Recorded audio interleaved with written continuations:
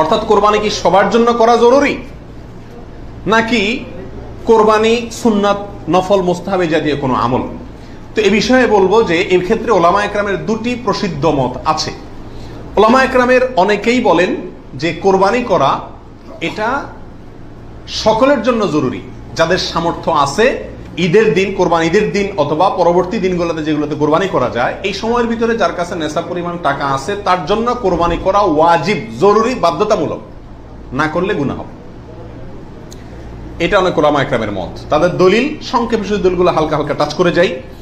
মুসনাদে আহমদ, ইবনে মাজা, মুস্তাদরাকে হাকিম এবং আরো অনেক কিতাবে একটা হাদিস বর্ণিত হয়েছে, যে হাদিসকে মুহাদ্দিসিন ইকরাম সহিহ বলেছেন। আল্লামা আলবানী রাহিমাহুল্লাহ নিজে হাদিসকে সহিহ বলেছেন। সেটা হলো এই, নবী সাল্লাল্লাহু আলাইহি ওয়াসাল্লাম বলেছেন, মান ওয়াজাদা সাআতান আন ইউদাহিয়া ওয়া লাম ইউদাহি ফালা ইয়াকরাবান্না মুসাল্লানা। অর্থাৎ যে ব্যক্তি কোরবানি করার সামর্থ্য তার আছে, সক্ষমতা আছে, সচ্ছলতা আছে, সেই ব্যক্তি যদি কোরবানি না করে সে যেন আমাদের ঈদগাহে ঈদের নামাজ পড়তে না আসে। কোরবানি করার ইচ্ছা না রাখলে সেজন্য ঈদের নামাজ পড়তে না আসে। এটা কিন্তু সতর্কবাণী। শরীয়তে এই ধরনের নির্দেশ সুন্নত নফলের ক্ষেত্রে করা হয় না, ফরজ ওয়াজিবের ক্ষেত্রেই সাধারণত করা হয়। এটা হলো অন্যান্য যুক্তি। দ্বিতীয় দলিল হলো, এটাও মুস্তাদে আহমদে আসছে এবং হাফেজ ইবনে হাজার আল আসকালানী রাহিমাহুল্লাহ বিশ্ববিখ্যাত হাদিস ব্যাখ্যাতা, তিনি বলেছেন যে হাদিসটি বিশুদ্ধ। নবী রাসূলুল্লাহ সাল্লাল্লাহু আলাইহি ওয়াসাল্লাম বলেছেন, ইয়া আইয়ুহান নাস, হে লোক সকল, ইন্না আলা কুল্লি আহলি বাইতিন উদহাইয়াতুন ওয়া আতিরাতুন, নিশ্চয়ই প্রত্যেক পরিবারের লোকের উপরে, প্রত্যেক পরিবারের উপরে একটি করে কোরবানি এবং আতিরা, এটা ওয়াজিব। আতিরা হলো রজব মাসে যে পশুটি জবাই করা হয়, সেটা একসময় ওয়াজিব ছিল, পরে এটা রহিত হয়ে গেছে।